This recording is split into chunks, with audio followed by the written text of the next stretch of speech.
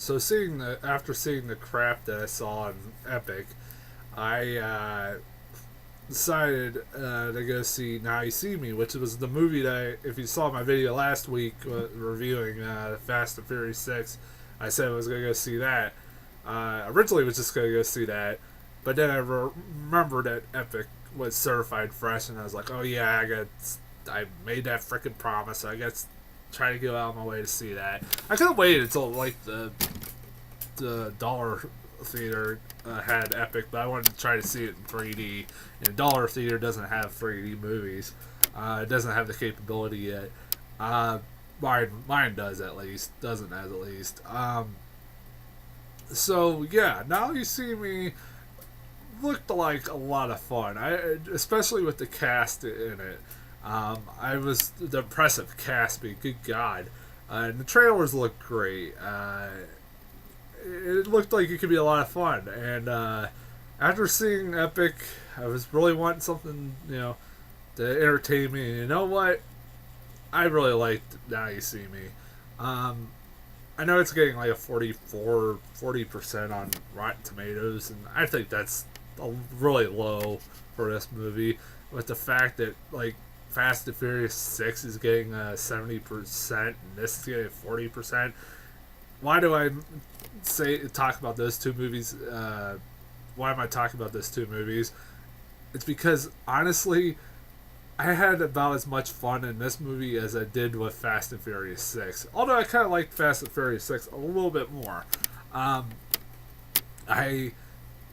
That's surprising me considering the cast and Now You See Me. This movie's just it's fun. It's just fun. It is absurd as hell, but it is a lot of fun. I love the cast in this movie. I especially like Mark Ruffalo in this movie. He's a lot of fun. He's that plays an FBI agent that these magicians that basically just make a mockery out of the whole freaking movie. They outsmart him every which way, and it's like I feel bad. You kind of feel bad for Mark Ruffalo's character, and he plays him really good. Mark Ruffalo's just a good actor. Jesse Eisenberg's really good as basically plays Zuckerberg, this character, the same way he played Zuckerberg, which is being a cocky bastard. He plays that pretty well. If you know your strong points, I love Isla. I can't even say her name. Isla Fisher. Hello. The redhead from Wedding Crashers, if you don't know. That was stalking Vince Vaughn. She's fine. I like her. I've always liked her in every movie. Woody Harrelson. It's at this point, Woody Harrelson's like one of those guys. I will love anything he's in. He's a great. I just love Woody Harrelson. He's like a treasure, acting treasure, and he's funny as hell in this. He has some funny scenes, especially in the beginning when he introduced his character. In the situation they introduce his character in is really funny. They also had the French Jewish chick from *Inglourious Bastards* that blew up Hitler in our movie theater. If you've seen *Inglourious Bastards*, who I have not seen in a movie since *Inglourious Bastards*, which is a shame because I thought she was really good in *Inglourious Bastards*. She's really good in this. She plays an Interpol agent that helps Mark Ruffalo along trying to solve this case. She's good. I want to see her more. I was happy to see her. And I remember going, I'm like, that girl looks familiar. Who's that? I was like, oh, that's a girl from Glorious Bastards. Sweet. So yeah, I really liked her in that. I liked her in this. I want to see her more. You also have Morgan Freeman and Michael Caine, who are really good. I like both actors. I've always liked both actors. They're legends in acting, man.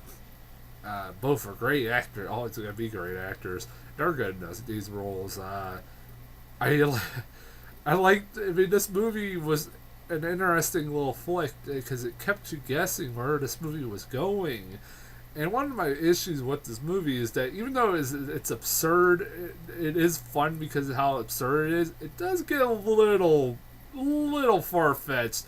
And at times, if if you really start thinking about this movie, you will notice the plot holes in this movie. As I was walking out, I started thinking a lot, and as soon as I was thinking a lot about some of the stuff that happens in this movie, I started realizing the big plot holes that happen in this movie. There was a couple I noticed while I was watching it, and they needed to explain, but they never did. I won't go into details because I don't want to spoil it.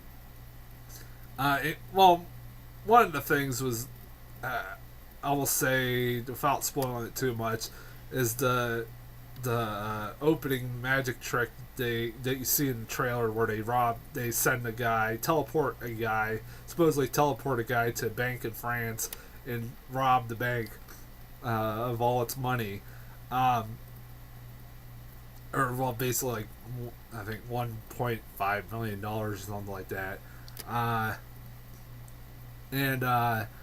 Yeah, that, or million euros, I think, yeah, it was 1.5 million euros. It's France, not America, damn it. Yeah, but yeah, the way they explain how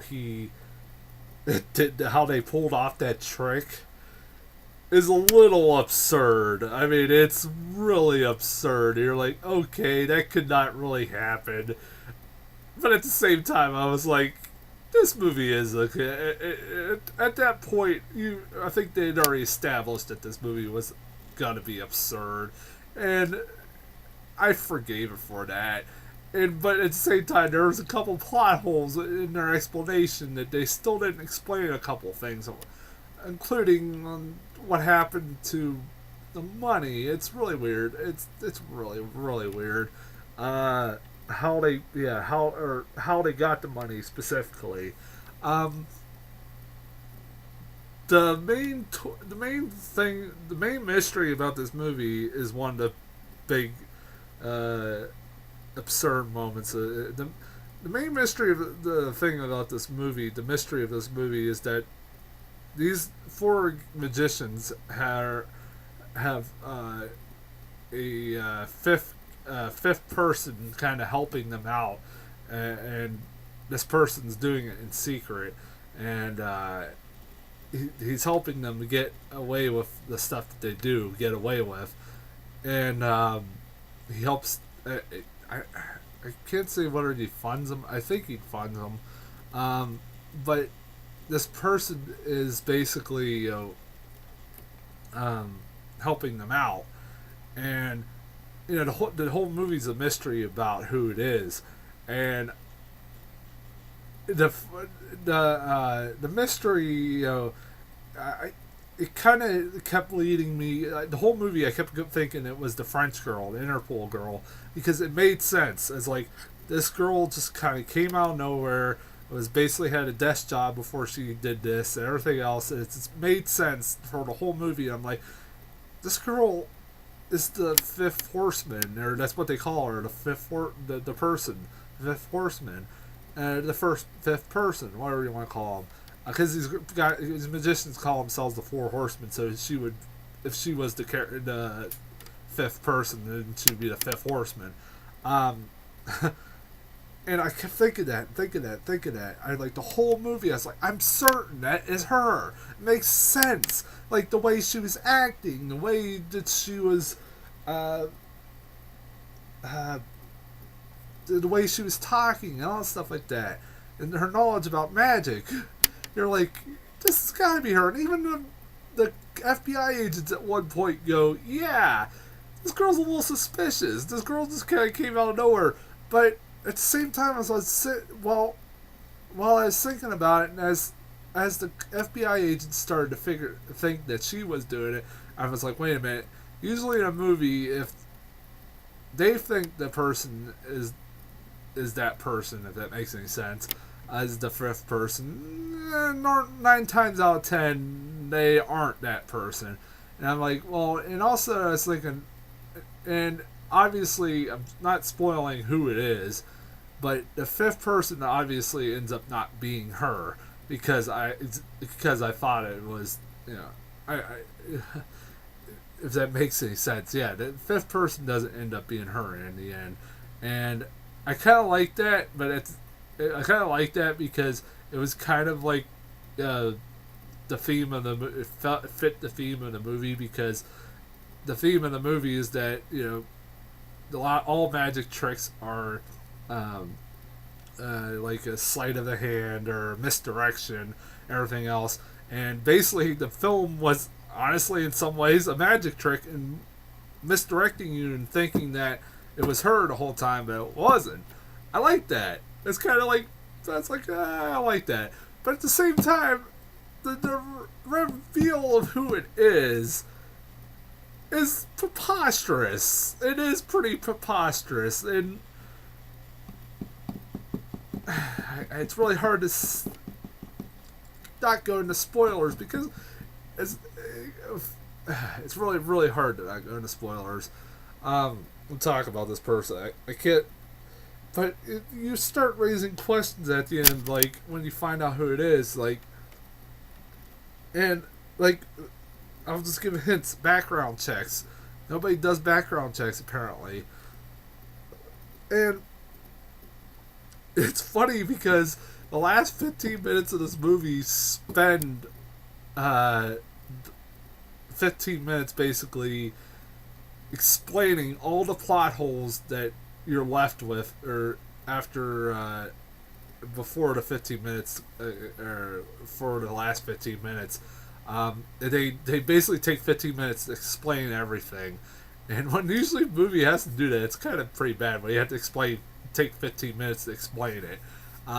Some of the stuff that happens in the movie, basically they have to, and even if after they explain it all, there's still some plot holes, which is kind of interesting.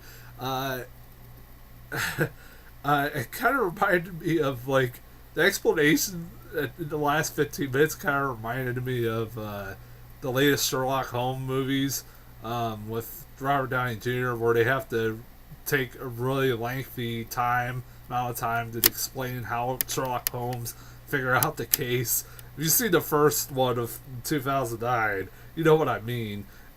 I had a buddy who said that was one of the problems he had with the movie, but at the same time, I thought that was pretty funny. And how he came up with this really absurd way. And they come up with a pretty absurd way how they figured this all out. Actually, not more absurd. Yeah, it's more absurd how they get it done, I think. It's a lot, but at the same time, for all its faults of plot holes and absurdity and all that stuff like that, I was entertained as hell. It's mainly because of the cast. I liked the story, I liked the cast, and for that, I overlooked that. You can overlook stuff like that in movies. Like plot holes, stuff like plot holes, if you're having a blast. And I was having a blast. I thought it was entertaining. It does get a little complex, a little too complex, to the point where I'm like, what's going on? But if you were having that problem like I did halfway for the movie, yeah, they do explain it in the last 15 minutes, some of the stuff that you had questions, but at the same time also leaving plot holes, obviously. Some plot holes. But anyways, I recommend this movie. I thought it was pretty entertaining. It was a lot better than Epic. A lot better than Epic.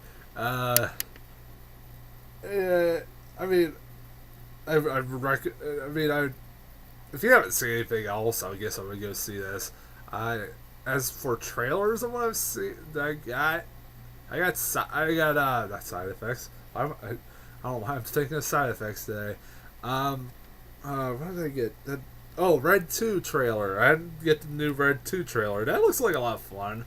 I liked the first one enough. I thought this one looks pretty good. I'm trying to think what else. I know there's something else that I got one called Prisoners or something like that with Hugh Jackman and Terrence Howard, where Hugh Jackman's kids or Paul Dano, where Hugh Jackman's kids get kidnapped and they go on a hunt to try to find him, and they think it's Paul Dano was driving an RV through the town at the time that they were missing, and they basically, when the cops basically, from what I can tell for this movie, when the cops basically don't do anything with Paul Dano, he basically takes actions on his own to really like hurt this guy, which is pretty bad. But it looks pretty good. It looks pretty good. I did laugh when Jake Gyllenhaal is in this movie as the main cop, and it's helping them try to find him. I laughed when they said it's like, my name's Chief Loki, and I'm like, really? Really? As soon as I was like, really? You had to use the name Loki. I know it's a name. I had to think about it. I was thinking of Avengers as soon as I was like, really? I never heard anybody named, other than Thor and all that stuff, I never heard a name Loki before, but whatever. That's just a nitpick. I mean, but the trailer looked good. It looked fine. That movie looked fine. I'm trying to think what other freaking thing I got, but I can't remember now. I don't know what I got, but I recommend this movie. I'll be back next week with The Purge. Really looking forward to that on some kinds of level. Even though this movie could be pretty bad, I hope it's entertaining. If it's bad, I hope it's entertainingly bad. So we'll see next week what my review of that movie is. It could be good though. It could also be good, but there's part of me that really thinks this could be really bad. But alright, Purge next week. That sounds funny. The Purge is next week. I'll be back with a review for that, and I will talk to you guys later.